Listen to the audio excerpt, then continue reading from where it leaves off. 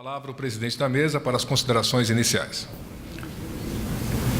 Bem, eu gostaria, inicialmente, apenas de manifestar a satisfação e a honra que eu tenho em presidir uma mesa que conta com a presença do doutor João Otávio de Noronha, eminente ministro do STJ, e que vai abordar um tema que é do maior interesse para todos nós aqui presentes, né? Já que diz respeito aos temas controvertidos da Justiça Militar da União no Superior Tribunal de Justiça. O título do assunto, doutor Noronha, já nos aguça a curiosidade e o interesse, principalmente porque esse auditório, à frente de Vossa Excelência, está composto basicamente por operadores do direito militar.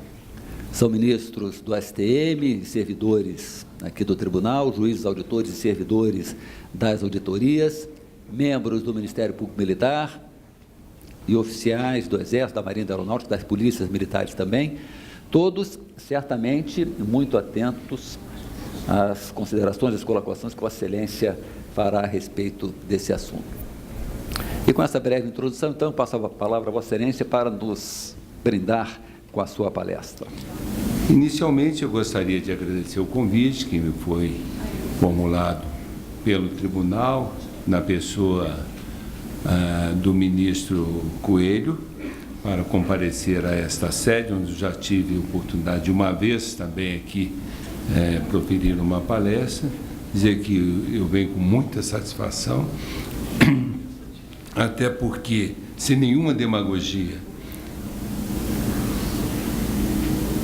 eu sou um defensor ardoroso da Justiça Militar, conheço o seu papel histórico na Justiça brasileira. Aliás, diga-se de passagem, a Justiça Militar é a primeira justiça a se organizar no Brasil, e sabemos de todo o desempenho, de toda a contribuição que a Justiça Militar vem dando ao povo brasileiro e à democracia brasileira. Venho no momento da magistratura, passamos por um momento da magistratura extremamente conturbado.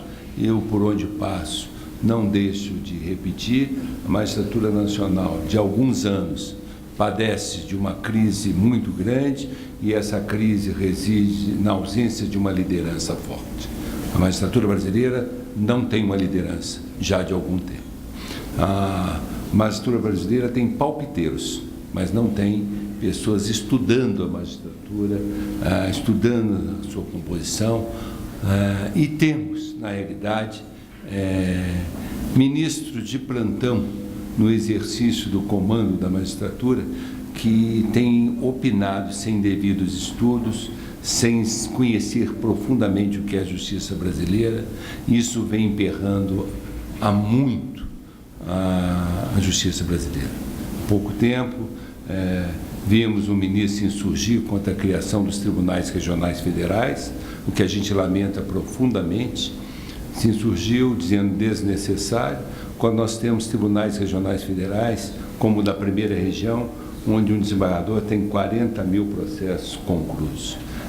Ainda que trabalhe 24 horas por dia, durante 20 anos, não conseguirá julgar, porque ele continuará recebendo processo. Isso é desprezado, isso não é estudado. Nós achamos que, essas pessoas acham que o jurisdicionado do Amazonas obrigatoriamente tem que gastar passagem de avião, tem que se deslocar 3.000 quilômetros para ver se o processo é julgado no Tribunal Regional Federal da primeira região. A primeira região congrega 14 estados, vai de Minas ao Maranhão, a Amazônia Legal, Mato Grosso, efetivamente não dá conta e nem poderá dar conta, ainda que coloquemos 100 desembargadores no TRF da primeira região. Por isso, a proposta de criação de um Tribunal Regional Federal em Minas. Aliás, para quem não sabe, Minas detém 50% do movimento judiciário do TRF da primeira região, o que só por si já justificaria. Mas os estudos não foram sequer examinados por quem trabalhou contra, por quem deu liminar suspendendo a instalação desses tribunais criados por uma emenda constitucional. E assim nós vamos, no ouvir dizer, dando ouvido a pessoas que são contras por serem contras, e vamos desprezando os números, vamos desprezando as estatísticas, vamos desprezando a técnica. É assim que a justiça brasileira é administrada, lamentavelmente. Lamentavelmente. Depois de todo esse movimento contrário, ontem e hoje estamos vendo a reportagem que a produtividade aumentou, mas o índice de retenção é 70%. Isso ontem, hoje digo, mas não adianta criar mais juízes. Então vamos fazer o milagre da multiplicação dos julgamentos. Não é verdade? Só assim nós poderemos dar conta. É inegável que nós precisamos de uma mudança comportamental, estrutural na justiça brasileira. Nós precisamos reforçar as escolas judiciais, nós precisamos dar a elas uma nova dinâmica, uma grande importância. Nós precisamos adotar modelos que estão dando certo na Europa, nos Estados Unidos, de formar o juiz. Nós precisamos abandonar essa ideia do cidadão que fez o concurso, o jovem que passou no concurso, fica um mês na sede do tribunal e no dia seguinte está julgando a liberdade e o patrimônio do seu semelhante sem o menor preparo. Nós precisamos de internários aprovados em concurso por 1, 2 ou 3 anos, como na França, no Japão, na Inglaterra, em diversos outros países, para que eles saiam verdadeiros juízes. Hoje, o bom juiz, ele o é porque tem um talento, porque tem um esforço, mas não é preparado para ser. E aquele que não tem tanta vocação, que não tem noção de gestão, efetivamente não consegue desempenhar e vai ter uma vara sempre congestionada e será depois um desembargador com um gabinete também congestionado, porque a ele não foi dada a noção básica, mínima mesmo de gestão. Esse é o momento que nós passamos na justiça brasileira. Então, cabe-nos agora erguermos uma bandeira de luta em prol do magistrado brasileiro, da instituição. E quando eu falo em prol do magistrado brasileiro, eu não estou me referindo a salário, não.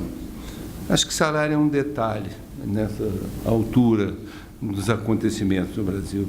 Eu estou falando do desprestígio que passa a justiça perante o jurisdicionado brasileiro, perante o povo brasileiro. Eu jogo tênis com pessoas estranhas da magistratura, médicos, engenheiros, até alguns militares reformados, e eu fico perplexo da visão que eles têm da magistratura brasileira e onde essa visão é captada pelos dizeres de Eliana Calmon, de Joaquim Barbosa, quem que não conhece a justiça brasileira? Pelo que falam, não conhece a justiça brasileira. Mas causa um estrago tremendo na imagem. Hoje, com a atuação pouco pensada, pouco planejada, perdida do CNJ, eu estou me deparando na justiça dos estados e até na justiça federal com um juiz extremamente temeroso de dar uma liminar contra o estado, temeroso de julgar, temeroso de repreender o advogado que o desacata. Nenhuma justiça que trabalha nessa situação, nessa circunstância, estará fadada ao sucesso, evidentemente, mas sim ao fracasso. Por isso nós precisamos erguer a bandeira de uma justiça realmente séria, justa, mas uma justiça formada por profissionais respeitados, dignos, que realmente exerçam a judicatura com galhardia, com respeito e, sobretudo, por vocação. Feita essa síntese que eu falo do momento da justiça brasileira, e eu coloco nesta sede, nesse importante tribunal, por uma reflexão, nós não podemos mais ficar à espreita do presidente de plantão do CNJ para saber qual o destino que vamos dar à justiça brasileira. Chegou o momento, eu tenho dito isso no Superior Tribunal de Justiça, de partirmos para as iniciativas, já que a cabeça não pensa, o corpo tem que se mover, para que a gente traga de volta aquilo que é indispensável à justiça, a respeitabilidade social, que estamos perdendo. Qualquer jornalista, qualquer cidadão ofende o magistrado. Hoje passa por mim recursos no Superior Tribunal de Justiça, em que a parte perde, tinha que perder, porque razão não tinha, mas que ela coloca: esse juiz que julgou a minha ação improcedente, o meu pedido de minha ação improcedente, é um daqueles que integra a gangue de toga que dizia a ministra Helena Calmon. Outro é o juiz preguiçoso, que fala fulano de tal. E assim nós vamos deixando todo mundo pisar na magistratura brasileira. E a magistratura brasileira não pode deixar de ser grande, não tem que ter a vaidade dos homens, mas tem que ter a garantia de um poder que serve ao povo e que tem uma missão indeclinável, qual seja, de assegurar a inteireza da ordem jurídica nacional. E só pode fazer quem trabalha, quem judica com independência e preparo. Por isso, eu começo falando um pouquinho da magistratura brasileira na sede desse tribunal. E acho que é por aí. E por aí vamos ouvindo outras besteiras, como o ministro Joaquim dizer que não conhece, não sabe por que existe justiça militar, qual o papel da justiça militar. Certamente, mais uma vez, ele não viu os números, não leu a história, não se envolveu nos problemas da justiça brasileira. E vamos ficar aí agora ouvindo besteira todo dia. Agora eu aguardo o próximo fato. Qual será o próximo fato?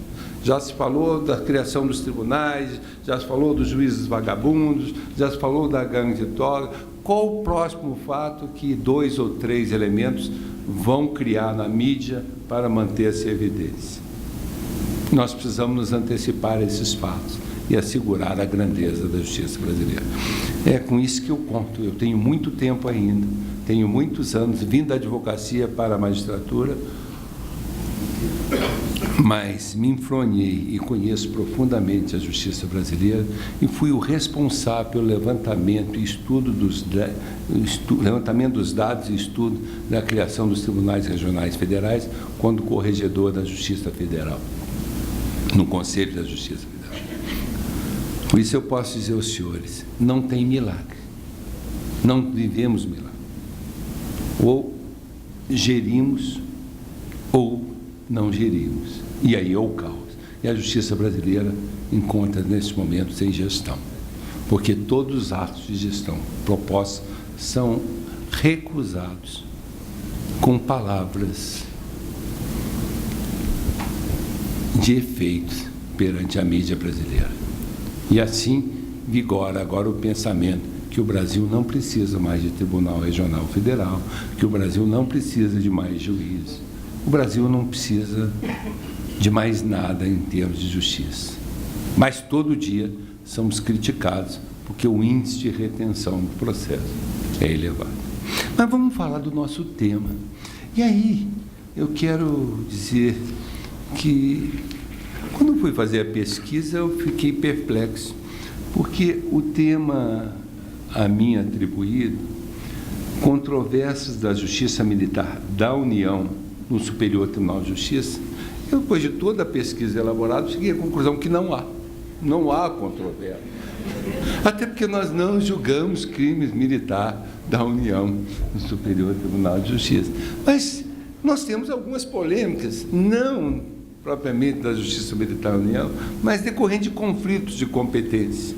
Esse é o resíduo que sobrou-me para enfrentar com esse seleto auditório. Até porque, em matéria militar, de justiça militar, vocês entendem muito mais do que em vos falo.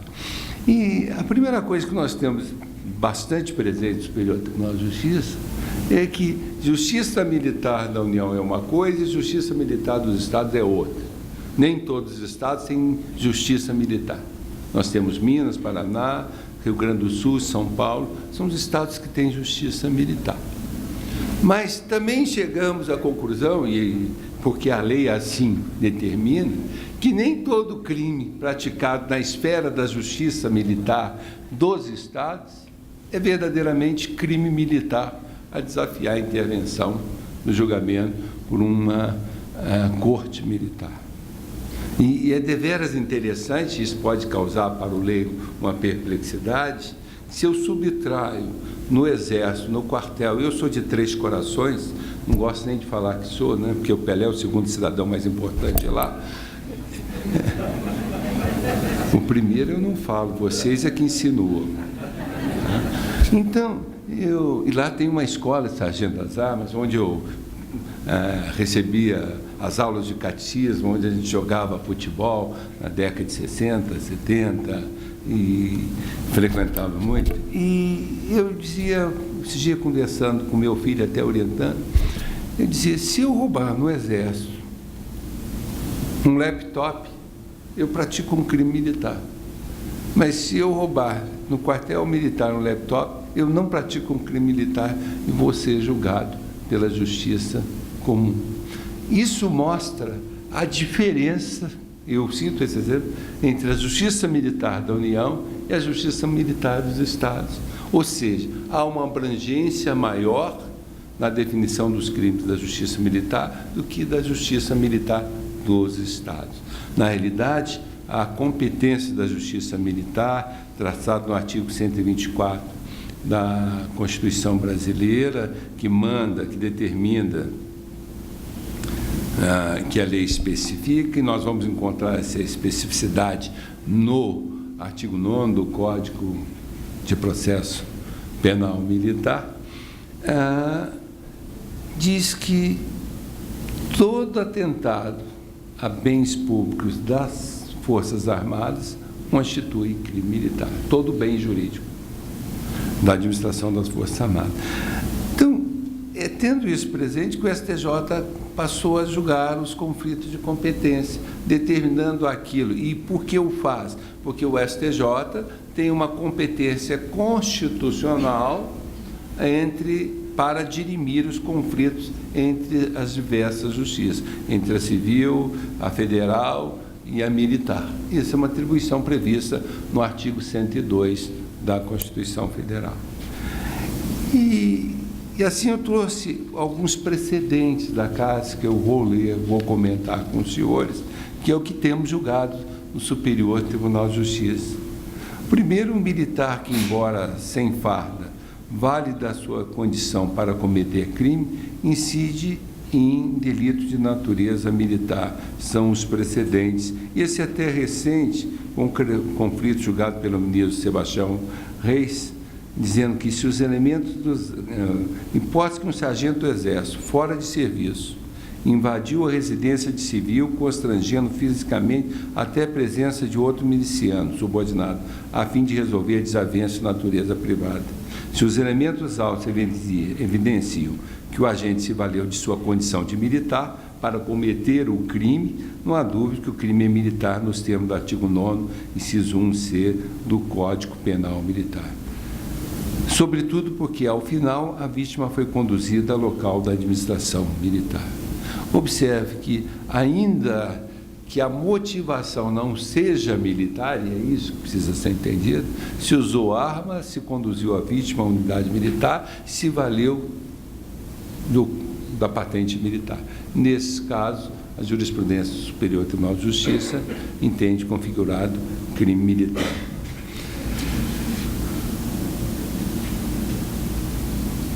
Outro caso que nós tivemos a oportunidade de julgar no Superior Tribunal de Justiça, também recente, da relatoria do ministro Marco Aurélio Belize, é que a Justiça Militar é competente para processar os crimes de peculato consistente em desvio de alimentos e materiais de construções oriunda do Exército Brasileiro, né? E a particularidade, em tese, do crime cometido pelo militar em situação de atividade contra o patrimônio sob a administração militar constitui crime de natureza militar. Também, e mais recentemente, o STJ decidiu que, para a configuração do crime militar, é dispensável a coexistência dispensava a coexistência de dois pressupostos para o crime militar, a saber, o delito seja praticado contra militar em atividade ou contra funcionário da Justiça Militar no exercício da função e em local sujeita à administração militar. Aqui, no caso, o denunciado estava sendo acusado de um suposto crime de corrupção ativa por ter oferecido vantagem devida a um servidor civil da Justiça Militar, um analista judiciário. E, efetivamente, que esse analista judiciário encontrava-se no exercício da sua função. Então, o crime é considerado militar em tempo de paz, tendo em vista ser praticado contra funcionário da Justiça Militar no exercício da função inerente ao seu cargo.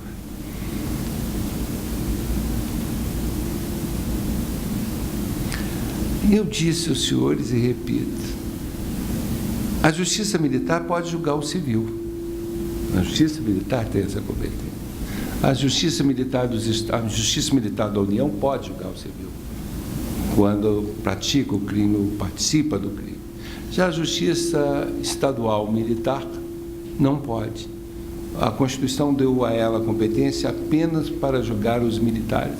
Assim, o praça é julgado pela Justiça Militar dos Estados, enquanto o civil é julgado pela jurisdição civil, ou seja, na Justiça Civil Comum. Então, nos termos, o STJ, num recente conflito também, decidiu que, nos termos do artigo 125, parágrafo 4º da Constituição Federal, a Justiça Militar estadual é competente para processar e julgar os crimes militares praticado apenas pelos militares estaduais, restrição não encontrada no âmbito da Justiça Militar. Isso está consagrado no enunciado da súmula 53 também do Superior Tribunal de Justiça.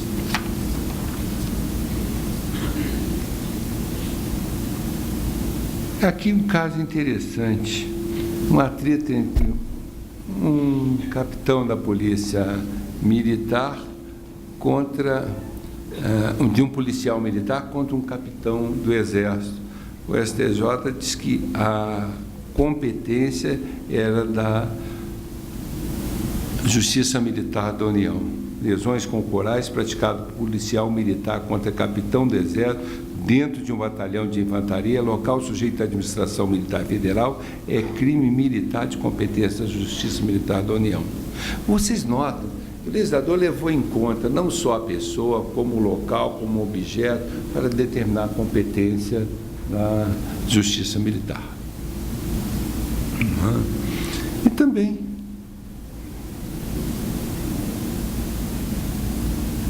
compete à Justiça Militar julgar crimes praticados por militares em situação de atividade em lugar sujeito à administração militar. Competência, levou em conta a competência aí em razão do lugar, do local.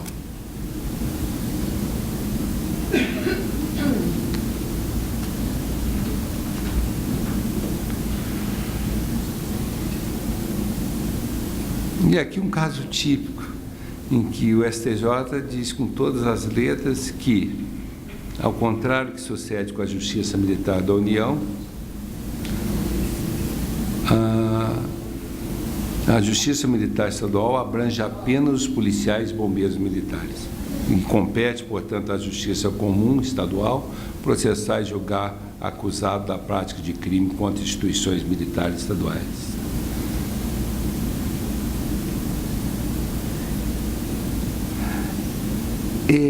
Um caso interessante surgiu no STJ para definir o que quer dizer militar da ativa e não em serviço, em oposição militar da reserva.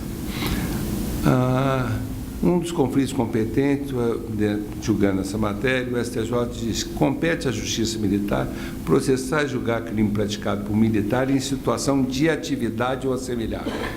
O que quer dizer atividade ou assemelhado contra militar na mesma situação ou assemelhado?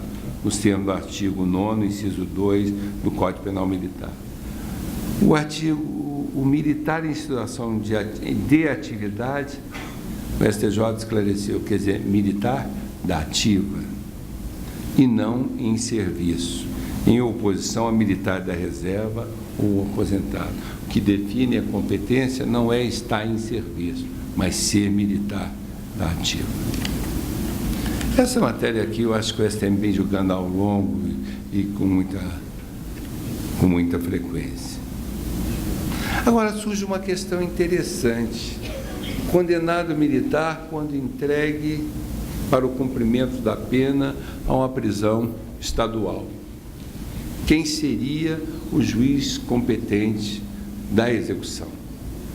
E a matéria se assentou no Superior Tribunal de Justiça, nos conflitos de competência, que é o juiz da execução. Neste caso, será o juiz civil, será o juiz da Justiça Civil.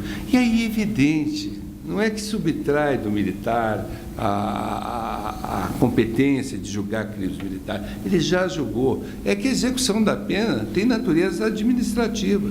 Se ele está cumprindo pena num presídio estadual, ele tem que submeter efetivamente ao regime e à disciplina daquela unidade.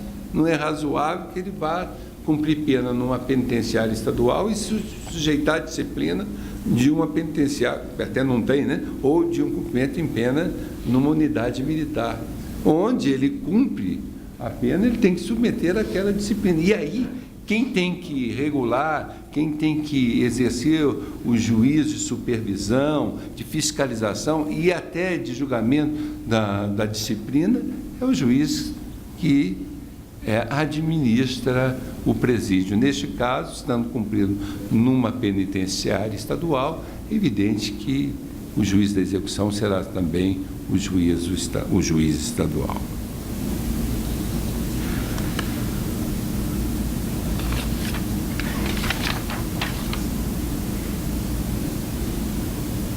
Aí, o STJ, então, diz: é competente o juiz das execuções penais do Estado para execução de pena imposta pela Justiça Militar quando recolhidos a estabelecimento sujeito à administração estadual. Eu até pergunto, há muitos casos. O civil geralmente se entrega a... Não, a maioria, se as penas são... alternativas? Eu, por exemplo, se tivesse cometido, eu prefiro a prisão militar. Ela é mais limpa, tem alimento, tem tudo. Não tem o PCC. Nem o primeiro comando. Nem o primeiro comando. Nem o ADO. Só tem uma? Onde fica? A Marinha tem. Na Marinha. Mas não é em nenhuma ilha, não, né? Não é prisão, é um painel. Mas é evidente, né? Virado para frente,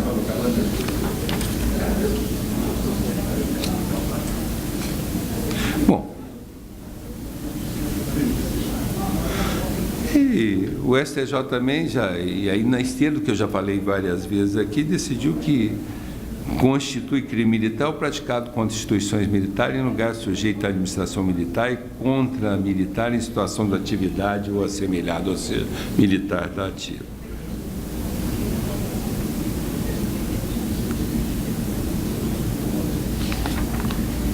Aliás, um termo que eu não uso é justiça castrense. Ficou tão... que me lembra Fidel Castro, que não tem nenhum compromisso com justiça, com liberdade.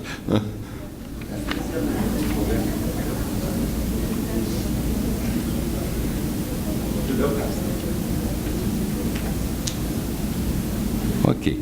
Bom, a partir daqui...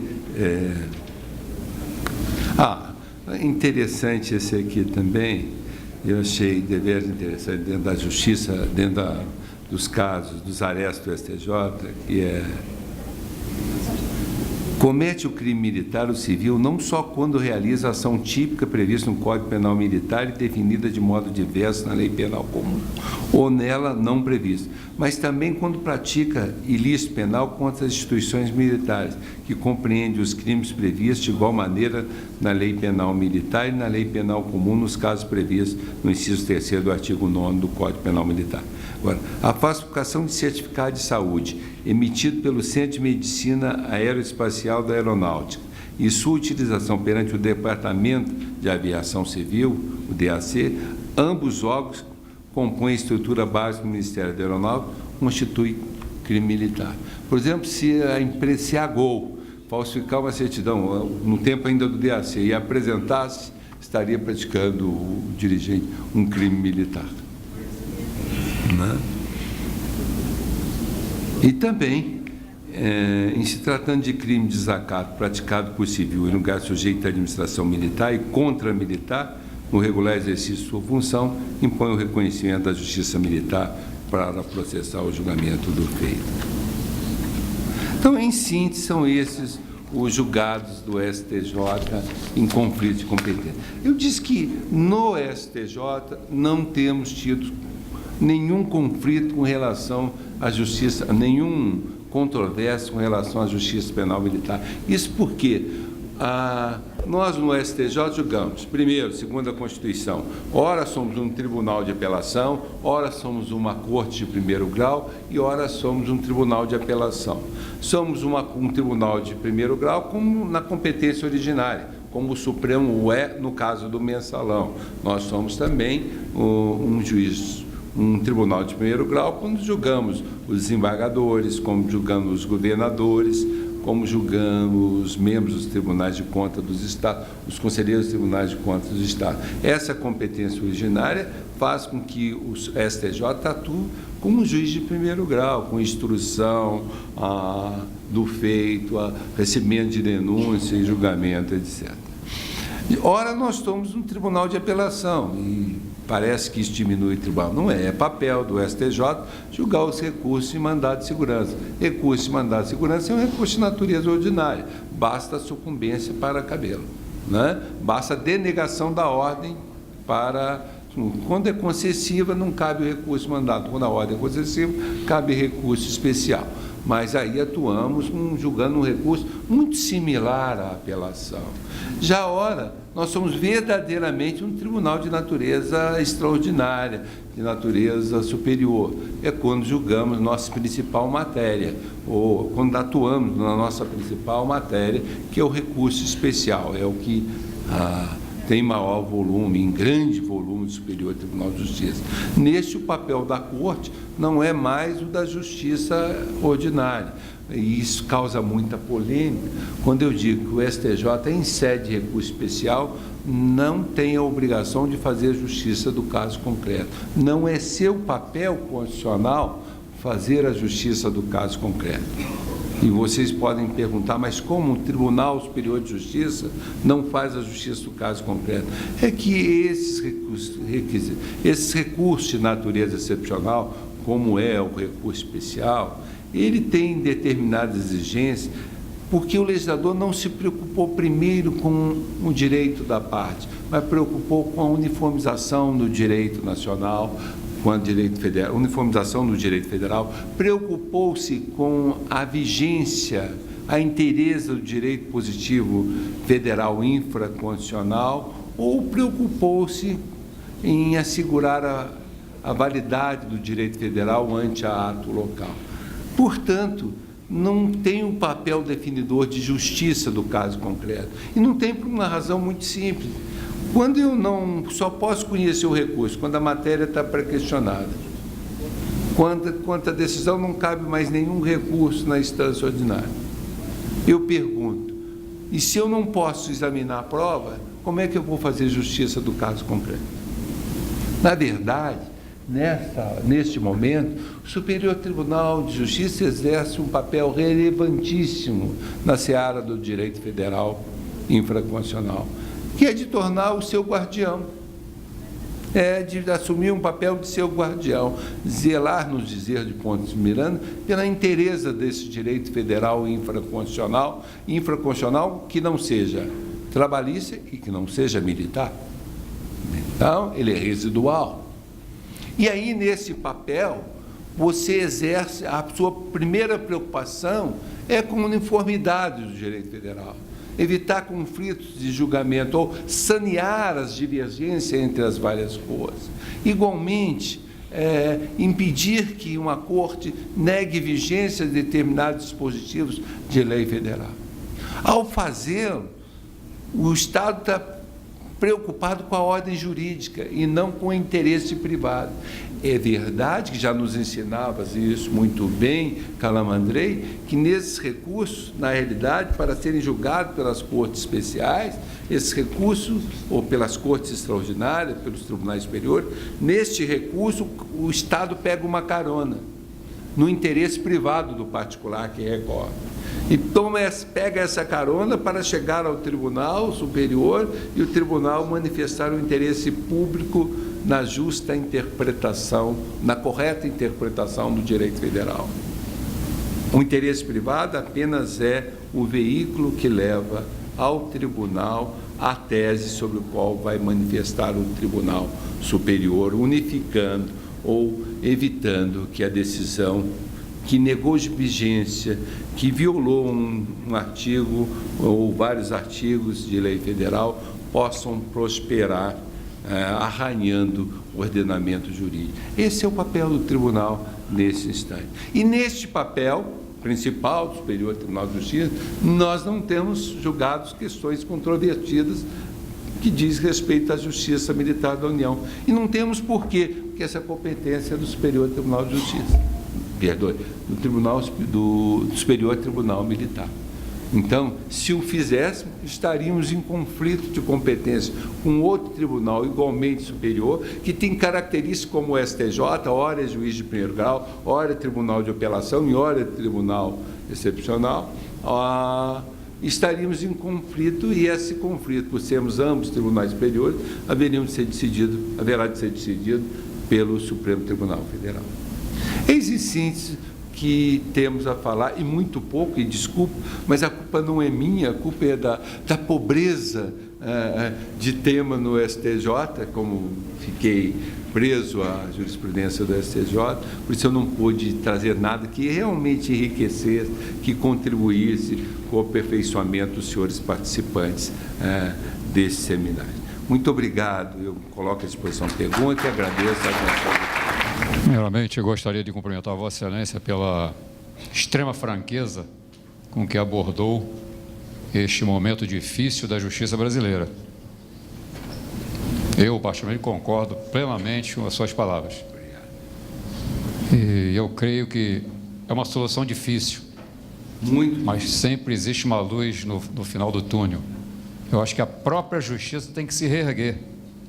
Ela tem que resgatar sua autoestima, porque está em jogo a própria dignidade da justiça perante a população. Está desacreditada, como mesmo Vossa Excelência falou. Então, esse tem que ser um esforço de todos os magistrados, no sentido de reerguer e colocar a justiça no seu patamar, porque a justiça, todos nós sabemos que é o último recurso do cidadão para fazer valer os seus direitos. Bom, e agora vou passar a minha pergunta. Aqui nós estamos realizando estudo aqui na Justiça Militar para aumento de competência, até porque estamos sendo questionados. Esse aumento de competência, ele poderá mudar até a postura do tribunal, que é um tribunal essencialmente penal, e teremos que julgar, vamos dizer assim, ações militares, principalmente na área administrativa disciplinar. Também já levantaram a ideia de que todos os processos das justiças estaduais passassem para a Justiça Militar da União, como último recurso. Em vez de ir para o STJ, viria aqui para o STM. Nós agradeceríamos. Entretanto, há alguns pontos difíceis, por exemplo, poderiam ir de encontro à autonomia administrativa do próprio governador, existe um pacto federativo, tem uma lei que regula isso aí, mas pode ser contornado. Então, eu queria ouvir a opinião de Vossa Excelência, particularmente com relação a essa parte dos processos da Justiça Militar Estadual. Olha, primeiro eu quero dizer que eu sou autor de uma proposta, que ainda vou escolher com o meu amigo deputado, com o amigo senador que vai apresentar no Congresso Nacional, alguns eu já conversei e concordar, a gente estabelecer um prazo de carência ou uma quarentena para que o ministro dos Tribunais Superiores só pudesse candidatar a cargos eletivos, deputado, senador, etc., depois de 4 anos que aposentarem, porque aí não vão fazer dos tribunais, do CNJ, um palanque para ganhar prestígio político, um sacrifício da classe. Pode notar que todo mundo que questiona, um é candidato a presidente da República, outro é candidato a Senado, outro é candidato a não sei o quê. Mas é sempre na véspera de lançar uma candidatura, batem na magistratura. O segundo, eu quero enfrentar a questão. Feriria mesmo o pacto federativo trazer para o Superior Tribunal de Justiça, ou para a Justiça Militar, ou especificamente para o Superior Tribunal de Justiça, os recursos interpostos contra a decisão dos tribunais estaduais militares? Eu penso que não, e vou dizer o porquê, vou fundamentar. Primeiro, o STM, como o STJ, são tribunais nacionais. Se fere para cá, fere para o STJ. O governador quer demitir o prazo. Demite o STJ, a Justiça Militar julga, o recurso é para o STJ e nós reintegramos. Tem um conflito entre um tribunal nacional, que não é federal, é nacional, federal é o tribunal, o TRE, só justa. Nós já somos um tribunal nacional, julgamos tanto Justiça dos Estados como Justiça Federal. Então, o conceito é mais amplo. Nós reintegramos. Feriria, de certa forma, o pacto federativo. Por que não atribuímos esse caráter nacional, que me parece correto ao STM, ele poder também julgar essa matéria, que desobstruiria em bom momento o Superior Tribunal de Justiça, e numa competência especializada. Então, eu vejo isso com muito bons olhos, com muito bons olhos. Segundo, seria viável transferir para a Justiça Militar, ampliando a sua competência, deixando de ser uma justiça puramente penal, mas ser uma justiça penal administrativa, as questões administrativas da Justiça Militar? E eu pergunto, por que não? Por que não? Por que o processo, a pena imposta administrativa a um funcionário da Justiça Militar, que seja um funcionário civil ou que seja um militar, por que isso teria que ser revisto pela Justiça Civil se nós temos uma estrutura de Justiça Militar? Nós não podemos pensar que o militar vai sempre prevalecer a ideia de punição, de prestígio, da decisão do coronel, do tenente, porque senão não justificaria existir Justiça Militar. Se existe é porque nós já reconhecemos como condição de existência a própria autonomia, a própria independência, a própria isenção. E, aliás, historicamente, eu conversava, as coisas, a gente vai passando o tempo, conversando. Eu conversava com uma pessoa que foi do Tribunal de Contas, que é do Tribunal de Contas de Pernambuco, que me dizer assim, olha, eu fui presa, fui revolucionária, e nós dizíamos que o melhor era ser preso pelo Exército ou pela Marinha, porque lá nós tínhamos um processo certo na Justiça Militar. Quando era por alguns órgãos, espaço, é que a coisa complicava, mas pelo Exército nós tínhamos o devido processo. Então, nós sabemos da quantidade de liminares dadas pelo STM na Revolução. Foi e alguns advogados antigos me falam que garantiu muitos direitos civis foi o STM. Então, a história do STM e da Justiça Militar, em última análise, é de um tribunal comprometido com as regras democráticas. Então, por que não trazer? Se nós vivemos uma crise, onde a Justiça Federal está congestionada. Eu acabei de dizer, os senhores têm desembargadores com 40 mil processos, tem varas com 30 mil processos. Por que nós não vamos sair do redondo, do ciclo, e trazer uma solução alternativa? William. Já tem uma estrutura de justiça militar funcionando, respeitada. Já temos uma justiça que funciona, porque aqui o processo é julgado rapidamente. Ao contrário, né, do STJ, ao contrário do Supremo Tribunal Federal, por que não utilizar toda essa estrutura bem da celeridade processual? Então, eu vejo com ótimos olhos e vejo como uma solução. Quando eu disse que o STJ agradeceria, agradeceríamos muito, porque nós já temos tantas demandas da Justiça Federal, da Justiça dos Estados. Por que nós ficamos julgando direito penal militar? Não importa que seja da União, seja do Estado, se nós temos uma justiça vocacionada para isso. Então, seria muito bom que adotasse.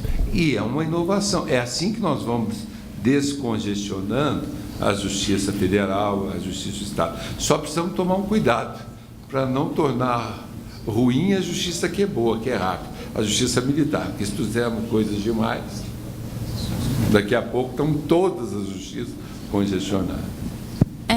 Ministro, Flávia Ximenes, eu sou juíza auditora lá em Recife, né?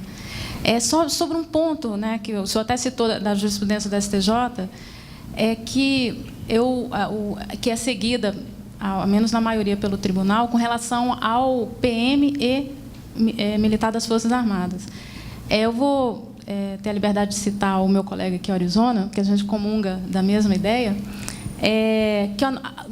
quando há esse envolvimento justamente com PMs, né, ou seja, militares das Forças Armadas, tem um entreveiro em trânsito, né, com o PM na sua função de policiamento ali, de blitz, em geral existe entreveros ali.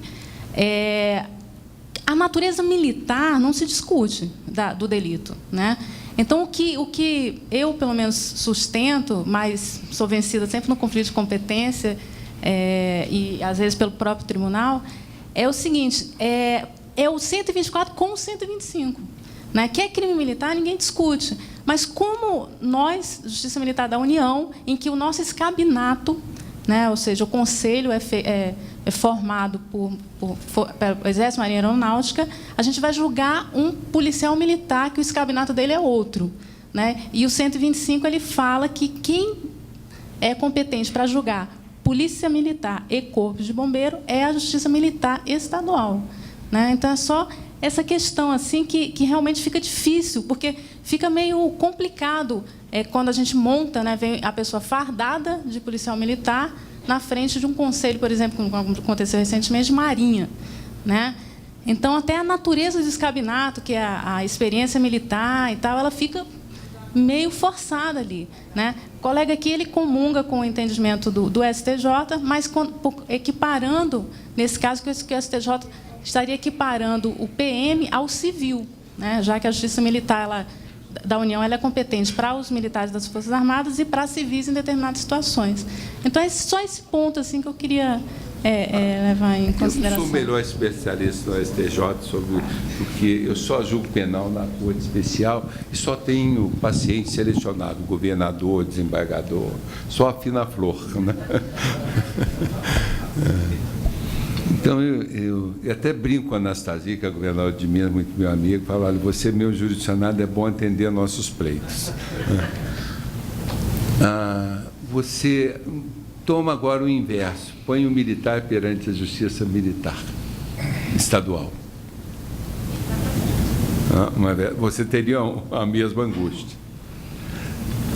Então, na realidade, o conflito que eu trouxe aqui é que ela sugere a ser julgado pela Justiça Comum de Estado, pela Justiça Comum Estadual, mesmo tendo cometido crime militar, seja julgado pela Justiça Comum Estadual. Não, mas observe, você definiu que o crime é militar. Então, nós não podemos jogar para a Justiça Civil ser militar. O que eu tenho que definir qual vara vai atrair. Eu não posso transformar em civil um crime que é militar. Então, de modo algum. Então, você tem dois artigos em conflito, que você tem que conciliar. Aí entra a função dela. A jurisprudência é muito pacífica, se for no ambiente do Exército, no ambiente das Forças Armadas, é do Exército. Agora, nós estamos na rua. ok? O PM agride o capitão, ou sargento, ou tenente, não importa. O que prevalece é a preponderância do crime militar, como a justiça comum nunca pode julgar o militar. E nem a justiça militar federal, né? o membro do Exército, e nem a justiça militar pode julgá-lo. É melhor ir para a justiça militar da União por uma razão simples, que você coloca. Ela pode julgar outras pessoas que não sejam militar da ativa. Ela pode julgar outras pessoas que não seja um integrante das Forças Armadas. Já a Justiça Militar Comum só pode julgar, a Justiça Militar do Estado só pode julgar PMs e praças. Você também não poderia julgar, cada um julga um.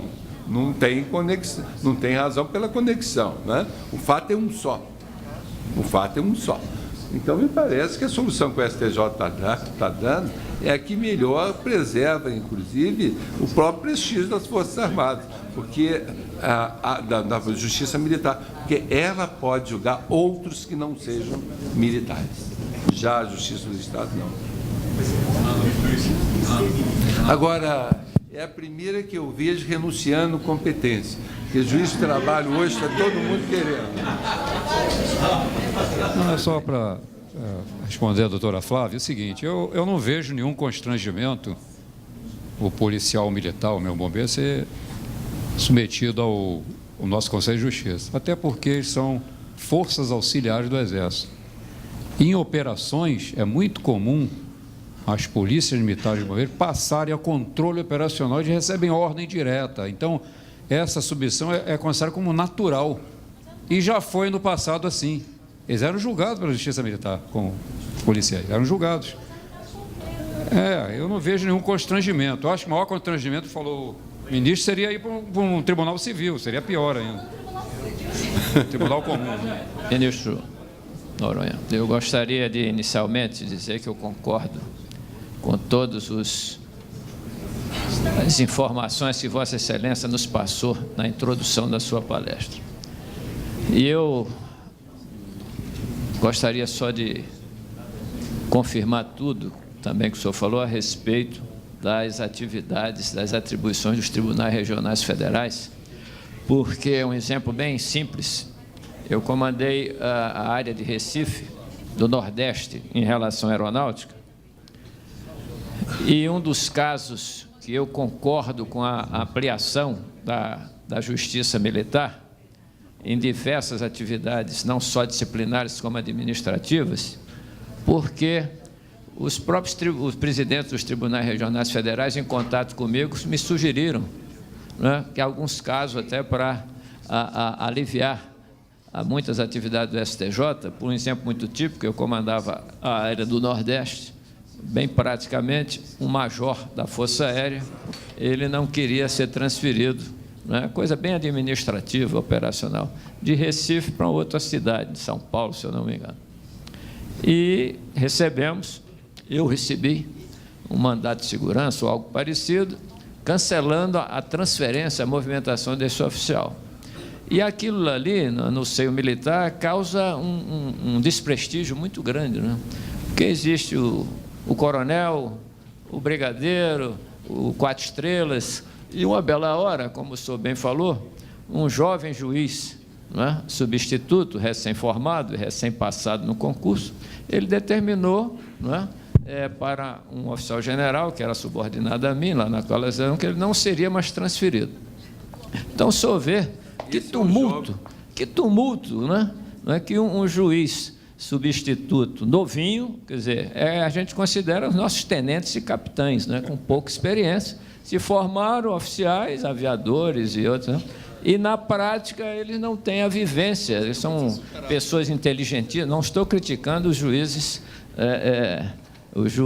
federais mais jovens, mas não tem aquela bagagem, né, que possa dar uma análise. Mas, em suma, aquele assunto veio às minhas mãos, falei com a AGU lá em Recife e levei para o presidente do tribunal da Quinta, né, lá o Tribunal Regional Federal. E ele olhou aquilo e falou assim: brigadeiro, essa é uma matéria típica do STM. Mas eu ainda, isso tem uns 8 anos atrás, né, Eu digo, a matéria típica do STM, desembargador, ele fala, matéria típica. O senhor veja só, eu aqui tenho 20 e poucos desembargadores, é um assunto novo, eu vou ter que definir a turma com 3 desembargadores que já estão cheios de atividades, né? Eles vão ter que estudar tudo sobre aeronáutica, o que é o plano de movimentação, quem é que assina, qual é o motivo, quer dizer, é algo totalmente novo, né? E é por isso que, tendo em vista a minha competência, eu já estou estudando o processo e eu vou cassar, tá certo? A decisão do juiz, né, que está dentro da minha atribuição, porque entra a área financeira e tudo mais. Então, o senhor vê que, antes de chegar aqui, isso deu 8 anos atrás, eu já cheguei, né, sem nenhuma influência dos meus pares ministros, que eu até imaginava que essas atividades estavam previstas, né, nas atribuições do Superior Tribunal Militar. Mas não, cheguei aqui, cuidamos só da parte penal, e é por isso que eu sou um grande defensor dessa ampliação total, não é somente, né, dessa parte disciplinar, como existe uma PEC de 2005 no Congresso. Então, era mais só para... Eu não vou... eu só comentar isso. E, além do mais, tenho conversado com alguns desembargadores conhecidos, que eu sou lá do Nordeste, da capitanias hereditárias ali de Pernambuco e Itamaracá, eu sou daquela região, então, e do Rio Grande do Norte. Então, vários desembargadores, quando sabem que eu sou ministro do STM, assim, brigadeiro, o senhor consegue alguma legislação mais atualizada? Não é porque o Tribunal de Pernambuco, o Tribunal de Justiça do Rio Grande do Norte, da Paraíba, ele julga os militares, mas não existe nesses tribunais uma legislação mais atualizada. E eu, sempre que posso, desembargadores me pedem, e eu coleciono o que tem de mais atualizado e mando para eles gentilmente. Era mais só, né? Não era para, talvez, o único questionamento que eu teria, assim, para o senhor, era justamente porque, no apagar das luzes do procurador-geral, não é, o ministro Coelho, era o doutor Gurgel, se eu não me engano, foi encaminhada uma documentação, se eu não me engano, para o Supremo, a DPF, solicitando que nós, no STM, não julgássemos mais os civis, à semelhança dos tribunais estaduais militares. Eu, só para eu não falar somente, né, só perguntaria ao senhor, o que é que o senhor acha, depois de tudo isso, né, como é que ficaria essa figura, que nós aqui não julgaríamos os civis. Era somente isso, e agradeço. Okay. Eu respondo primeiro pelo juiz. Esse juiz, ele não é o culpado, não. Ele é o menos culpado. Ele é um inocente na mão da estrutura. Sabe por quê? O juiz ficou certamente 15 dias, um mês, e foi lá julgar. Quando eu falo que nós precisamos de uma escola de magistratura, não é para ensinar direito civil, direito penal, direito comercial. Nós aprendemos na faculdade, fazemos curso aí de especialização. Nós precisamos pôr o juiz para entender a sociedade, ele precisa estudar deontologia, ele precisa conhecer o que é atividade militar, ele precisa visitar o Exército, a Marinha, a Aeronáutica, ele precisa visitar um porto, saber que é um contêiner, ele está dando liminar para liberar contêiner, liberar importações, exportação, nem sabe que tipo de produto, ele não sabe que uma penada dele pode inviabilizar um segmento, pode quebrar uma empresa.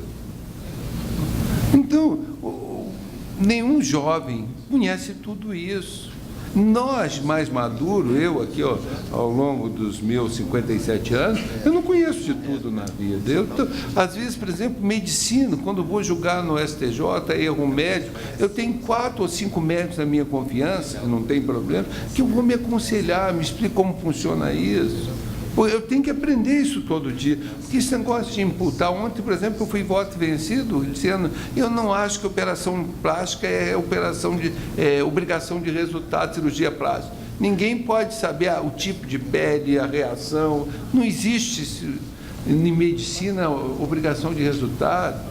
Ah, mas e se o bico do seio ficar no umbigo? Aí é erro médico, isso não é obrigação, isso é erro médico. é outra coisa. Mas ninguém pode dizer se ficou mais belo, menos belo, porque beleza é subjetiva. Então, muita gente que às vezes faz a cirurgia e não está satisfeito porque não está satisfeito consigo mesmo. O problema é da sua cabeça. E aí nós vamos imputar, à medida que nós imputamos erro médico ou condenamos o médico, nós acabamos com a imagem dele no ambiente profissional, no seio social. Médico condenado, né? Porque a cirurgia não foi, a mulher não ficou tão bela, no caso era um homem que estava operando nariz, né? Não ficou tão belo quando ele acreditava que pudesse ficar, e processo médico, isso não é razoável. Então, nós precisamos, às vezes, balançar, questionar, olha, isso tem sido julgado assim há muito tempo, mas é razoável? Qual a repercussão? Para o médico, condene um médico, ele está praticamente proscrito da medicina em determinados centros.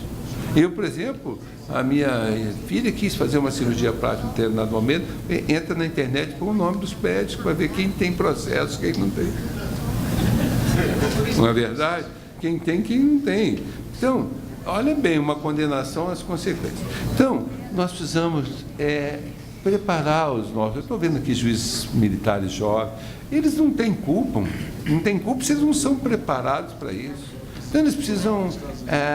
por exemplo, na França, uma coisa que me parece muito produtiva, nós devíamos adotar, de 3 em 3 anos, o juiz sai e vai fazer um estágio, ou no Exército, ou numa empresa, ou num escritório de advocacia, num banco, num hospital, vai ficar lá na administração do hospital, ver as dificuldades.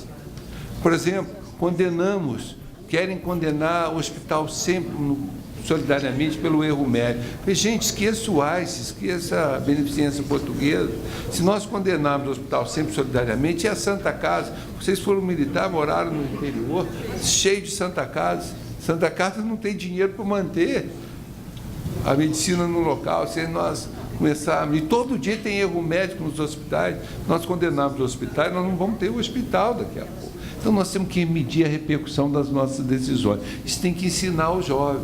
Ele fez uma interferência indevida numa gestão militar. Qualquer um que tem um bom senso, tem uma maturidade, não faria. Mas ele não tem essa visão aí. Ele acha que pode tudo. Aliás, a gente brinca que o jovem, quando é aprovado no concurso, né, de juiz federal, ele pensa que é Deus, e quando toma posse, ele tem certeza. Né? Então é isso. Mas o que é isso? A juventude. E quem é o culpado dele decidir mal? Nós, gestores da justiça, que eu tenho brigado. Eu reestruturei as escolas federais todas, quando corregedor, mas muito longe do que necessitamos. Eu devo ser, se mantiver o critério da antiguidade, santa antiguidade, eu deverei ser nomeado diretor da escola da Infam, né? Serei o diretor da Infam. Aí eu quero trabalhar. Nós precisamos de uma sede, ao contrário do que fala, não precisamos de sede, precisamos de sede. Nós precisamos de escola mesmo, nós precisamos de mentalidade, nós precisamos de uma estrutura como tem a França, como tem a Itália, como tem a Espanha. Aqui fica o pessoal falando, mas vai gastar dinheiro público, mas se o dinheiro público não pode ser gasto com justiça, vai ser gasto onde? Em outro mensalão? Tem que gastar na justiça, tem que gastar na saúde. Esse negócio que, os tribunais regionais, isso importa em gasto público, mas é claro que importa em gasto público. Imposto é para pagar, para financiar a justiça, para financiar a educação, para financiar a saúde. Não é para financiar obras em Cuba, para financiar obras, né, pelo BNDES no exterior, na África. Isso não, isso é quando sobra recurso. Primeiro tem que financiar a educação, a justiça, a saúde, a segurança pública, que a gente está vendo que está acontecendo no Rio, São Paulo, essa baderna, passa o país. Quer dizer, então nós precisamos perder esse complexo que nós não podemos gastar com justiça. Temos que gastar com a justiça. Não podemos desperdiçar recursos, isso é outra coisa. Bom, aí entro na parte final. Primeiro me causou perplexidade. Na 10ª hora, o Gurgel entrar com essa DPF, ajuizar a DPF. E por que me causou perplexidade? Porque ele teve 4 anos. Ele foi 2 mais 2. Não, 10ª hora, a juíza 45 ações penais que estavam paradas esse tempo todo e entra com essa DPF. Por que não fez no começo? Tantos anos para sua convicção. Segundo, por que mexer num time que está vencendo? Eu brinco com o meu técnico do Cruzeiro que está mexendo mal no time e o time está perdendo agora. Depois de ganhar tanto, perdeu. Mas hoje ganhamos o Fluminense, resolveu o nosso problema. O Fluminense hoje. Mas isso historicamente tem dado certo. E por que a Constituição não recepcionou? Qual o fundamento dele para dizer que não recepcionou depois de tantos anos de prazo? Nenhum. Isso são alguns requisitos. Nós não podemos julgar. Eu tenho um amigo que era promotor em Três Corações. E em 87 eu fiz concurso para juiz, mas não assumi. Fiquei como advogado do Banco do Brasil e resolvi não assumir. E ele então me questionava todo dia, esse colega, amigo de infância. Você renunciou ao poder? Eu falei, mas que poder? Você não tem poder, nós não temos poder, poder é do povo. Nós só temos poder como instrumento de garantia das nossas decisões. Nós temos poder para quê? Para desincumbir do nosso ministério. Nosso ministério é decidir. Poder para quê? Para fazer cumprir a decisão, não é para me valorizar. Não é para me enaltecer. É um engano quem pensa assim. O general tem um poder para fazer o quê? As coisas andarem, a estratégia funcionar. Por exemplo, esse jovem não sabe que se amanhã ele permitir a rebeldia, no campo de guerra, se alguém questionar a ordem do capitão, acho que é o capitão que está lá na frente, lá na trincheira, morre todo mundo. Porque quem tem estratégia é ele. Ele disciplina a tropa, ó, vamos abaixar, vamos atirar. Se cada um decidir como quer, acabou. Nós vamos perder a guerra. E assim também na justiça. Nós vamos perder prestígio, nós vamos parar o país, nós vamos criar uma série de empecilhos decidindo equivocadamente. Então ele tem que entender o papel de cada um. Agora ele não está preparado para isso. Não o culpo por isso. Ele pode ser talentosíssimo. Esses dias eu estava fazendo uma palestra para juízes recém-possados que estavam no curso, mas estavam dizendo, não adianta passar em primeiro lugar, saber toda a jurisprudência de cor, saber todas as teorias constitucionais de cabeça, se você não souber aplicar essa teoria diante da realidade social. O seu substrato é a realidade social. E essa realidade social, o juiz não conhece, o juiz jovem não conhece, porque ficou 3 anos trancado estudando. Ele não frequentou. Eu, para ser juiz, eu fui advogado do Banco do Brasil. Eu tinha serviço, enquanto o Coelho tinha trabalho. O Coelho tinha um emprego lá no Banco Central, que era procurador do Banco Central, quando eu era o diretor jurídico do Banco do Brasil. Então, e naquele tempo, eu brinco com o Coelho, mas naquele tempo a gente reunia, às vezes, de madrugada, houve a quebra do Bamberindos. Nós estávamos acertando o Banco do Brasil, com recurso da Marinha aplicado, tudo aquilo no exterior. Como vamos fazer? Qual o dano à imagem do país? Olha, a fuga de capitais, se nós não honrarmos essas aplicações. Porque nós estávamos de madrugada buscando uma solução para o país. Um banco privado que quebra com implicação na imagem do país, ou seja, na economia do país. Nós temos que saber medir essa consequência. E o jovem juiz não sabe disso, porque não foi preparado. Não foi preparado. Então, nós precisamos investir profundamente na educação, na formação e aperfeiçoamento do nosso juiz. Não basta passar. Ele precisa estar sempre atualizando, precisa estar sendo chamado ao debate, ele tem que estar sempre movimentando a inteligência para que possa julgar bem.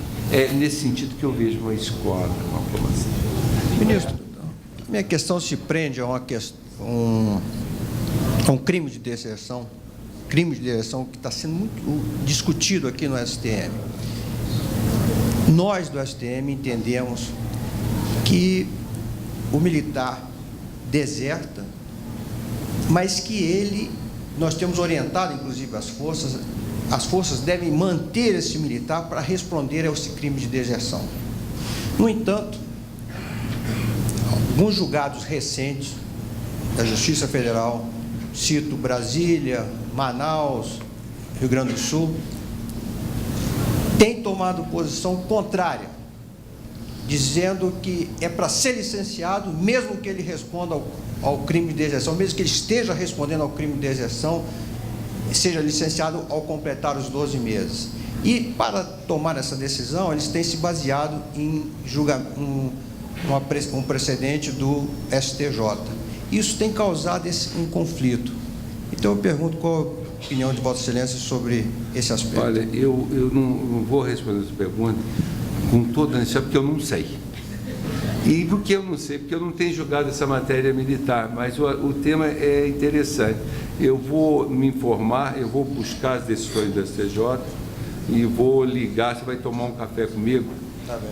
Tá certo? Nós vamos conversar sobre isso. Porque se isso tem causado problemas aqui, às vezes uma conversa com os colegas do STJ, a gente resolve a questão. Nós precisamos aprender a conversar, né? Nós também dos tribunais superiores.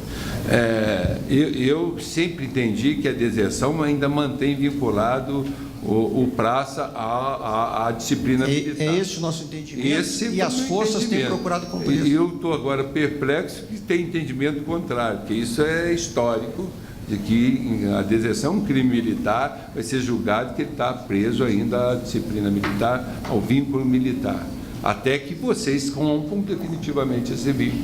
Eu não sei quem foi o relator no STJ, mas o Benedito não é da área, foi então no administrativo.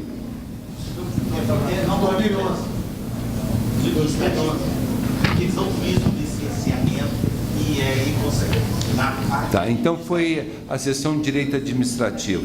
Ele está no direito administrativo. Eu tenho aqui uma decisão do Amazonas, e ela tinha uma opinião, a juíza tinha uma opinião contrária no nosso modo de pensar, e ela mudou. É exatamente essa a jurisprudência atual do STJ. Assim, revejo minha posição anterior para o fim de adequar todas as soluções jurídicas idênticas ao precedente abaixo transcrito. E aí transcreve, ainda que aí do ministro Benedito Gonçalves, ainda que o militar engajado esteja respondendo a inquérito policial, tal fato não tem o condão de amparar o indeferimento do pedido de licenciamento. E ela, baseada nisso, ela então mandou licenciar. Eu queria que depois você me desse essa cópia. Eu vou apurar lá, inclusive eu vou olhar outros precedentes. Ministro João Otávio de Noronha, meu amigo de muitos anos, e um grande colaborador do associativismo brasileiro. Eu me recordo que quando Vossa Excelência estava na diretoria jurídica do Banco do Brasil, viabilizou vários congressos, vários seminários realizados pela Associação dos Magistrados Brasileiros. Vossa Excelência é um nome que está no coração dos juízes brasileiros. O senhor sabe disso, que os magistrados do país têm uma estima toda especial. E nessa sua palestra, Vossa Excelência revela mais um atributo, mais uma qualidade, ou melhor dizendo, enaltece esse atributo e essa qualidade. É que a percepção que Vossa Excelência tem do Judiciário brasileiro de hoje é uma percepção que muitos magistrados e que muitos ministros têm. Que só há uma diferença, que eles não assumem, como o senhor acabou de assumir, que reconhece e proclama essa percepção que o senhor tem da magistratura brasileira. Os magistrados estão com a sua autoestima lá embaixo, os magistrados estão inseguros de exercer a sua jurisdição, os magistrados se consideram desprestigiados, e por isso nós, da Associação dos Magistrados Brasileiros e de várias outras associações, como a própria AJUF, que nos constituímos no braço político da magistratura do nosso país, nós estamos insatisfeitos, estamos inquietos, estamos preocupados, porque viemos a constatar que aqueles que tinham o dever de considerar a magistratura como um instrumento indispensável à convivência democrática. A magistratura é um instrumento indispensável ao funcionamento das instituições. A magistratura é um instrumento indispensável a que o cidadão se sinta garantido e que seus direitos fundamentais, consagrados na Constituição, possam tutelar e proteger esse cidadão. De sorte que eu vou me encontrar com Vossa Excelência no dia 25, no Rio de Janeiro, no Congresso dos Institutos dos Magistrados do Brasil. E temos nos encontrado muitos pelos países afora. Vários encontros por esse país afora nós temos encontrado. E Vossa Excelência tem sido justamente esse magistrado, esse juiz, esse cidadão que tem compromisso com o futuro do seu país e com a felicidade do seu generoso povo. Só que receba o meu abraço e o abraço da Associação dos Magistrados Brasileiros.